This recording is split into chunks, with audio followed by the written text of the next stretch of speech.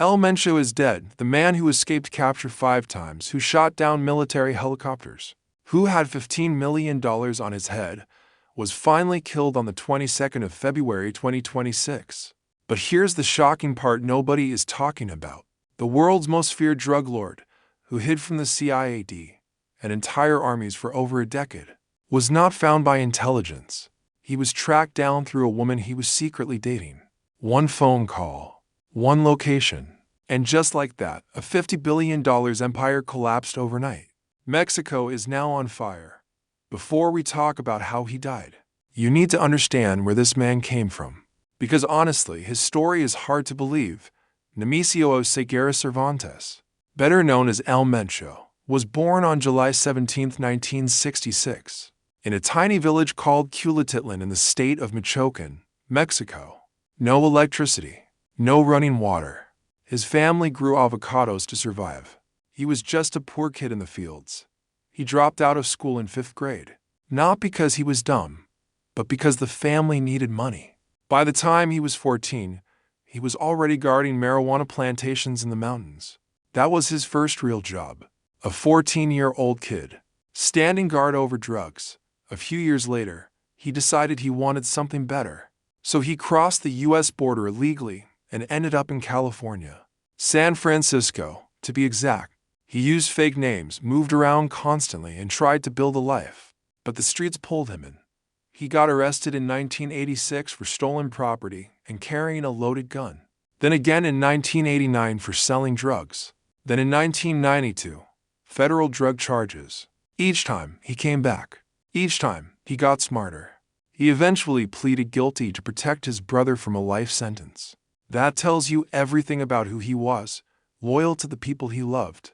No matter the cost to himself. He served time in a Texas prison, got deported back to Mexico, and then did something no one expected. He joined the local police force. Yes, the man who would become Mexico's most wanted drug lord was once a cop, but that didn't last long. He left the police and joined the Jalisco Cartel. From there, his rise was unstoppable. Now let's talk about how big this man actually got. Because the numbers are insane. El Mencho built the Jalisco New Generation Cartel, the CJNG, from the ground up. At its peak, the cartel controlled drug trafficking in 8 Mexican states. Not cities, states. They had operations across the U.S., Latin America, Europe, Asia, and Africa. The D estimated El Mencho's personal net worth at $500 million. Some analysts put it over $1 billion. The total assets of his cartel, around $50 billion. That's not a drug gang. That's a global corporation, run by a man who once picked avocados. And he wasn't afraid to use that power. In 2015, his men shot down a Mexican army helicopter with a rocket launcher. 9 soldiers died. That same week, they set 39 buses on fire, attacked 11 banks, and blocked roads in 20 different towns across 3 states, just to help El Mencho escape. That's not a criminal. That's a small army. He also moved cocaine, meth, fentanyl to the US, to Australia, to Europe. He shipped drugs through China-based gangs. This man was running a global operation from the mountains of Mexico, while every intelligence agency in the world was looking for him. Here's where the story gets really crazy. For over a decade, the best law enforcement agencies in the world could not catch this man. The U.S. government put a $10 million bounty on him in 2018. By December 2024, they raised it to $15 million. Mexico's government put up an additional 300 million pesos. And still, nothing. He just vanished. He escaped capture 5 separate times. 5. And each time he escaped, he did it with style. He never stayed in one place for long. He lived in the mountains. He moved through rural terrain where helicopters couldn't follow easily. He surrounded himself with 2 layers of protection, an inner circle of ex-military mercenaries, and an outer circle that watched for suspicious activity miles away. Security experts said he lived very simply compared to other cartel bosses. No flashy houses, no public appearances, no social media. He didn't want to be seen. He was a ghost. And for years, that's exactly what he was. In 2022, there were even reports that he hadn't been seen in years. Some people thought he was already dead. Others said he was too sick to lead, he had kidney disease, and reportedly built his own private hospital in a small village just to treat himself. A whole hospital for one man, but he was still there, still running everything, still untouchable. Until February 22, 2006. So how did they finally get him? Here's what we know. Mexico's defense secretary confirmed that El Mencho was located through tracking a romantic partner. After separating from his wife back in 2018, El Mencho had moved on, and that woman, whoever she was, led the military straight to him. The operation went down in Tapalpa, Jalisco, a small mountain town, a place most people have never heard of. Mexican special forces moved in, trained with the help of U.S. Navy SEALs, and backed by U.S. intelligence.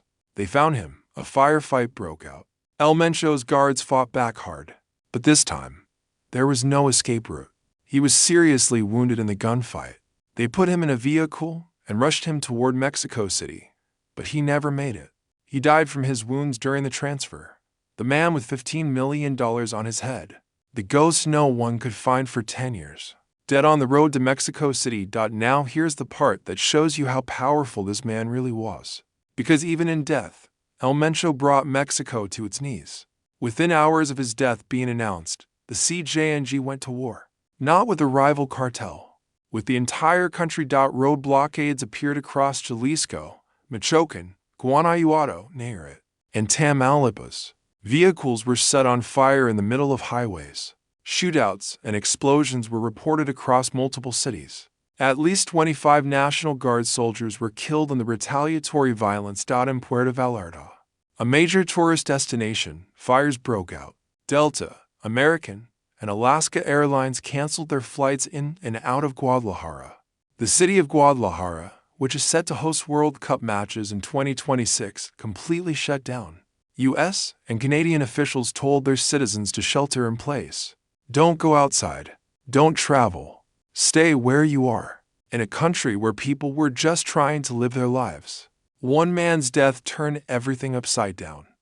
Now the big question is, what happens next? El Mencho's son is already in a U.S. prison. His brothers have been arrested. His wife was jailed. Most of his inner circle is either dead or behind bars. Security analysts believe his stepson, known as El Pelon, may try to take over. But experts say he doesn't have the respect of other cartel commanders. Without a strong leader, the CJNG could fracture. And when powerful cartels break apart, the violence doesn't stop. It gets worse. As everyone fights over the pieces. So there it is. The full story of El Mencho. A boy who picked avocados in the mountains of Michoacan. A man who built a $50 billion empire.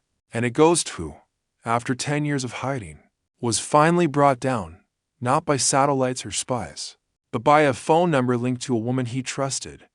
But here's what I want to ask you. Do you think this really changes anything? Cartels have survived the deaths of their leaders before. El Chapo went to prison. The Sinaloa cartel is still running. So is El Mencho's death truly the end of the CJNG? Or is this just the beginning of something even more dangerous? Drop your thoughts in the comments. And if you want to see more stories like this, stories the mainstream media glosses over, make sure you subscribe. I'll see you in the next one.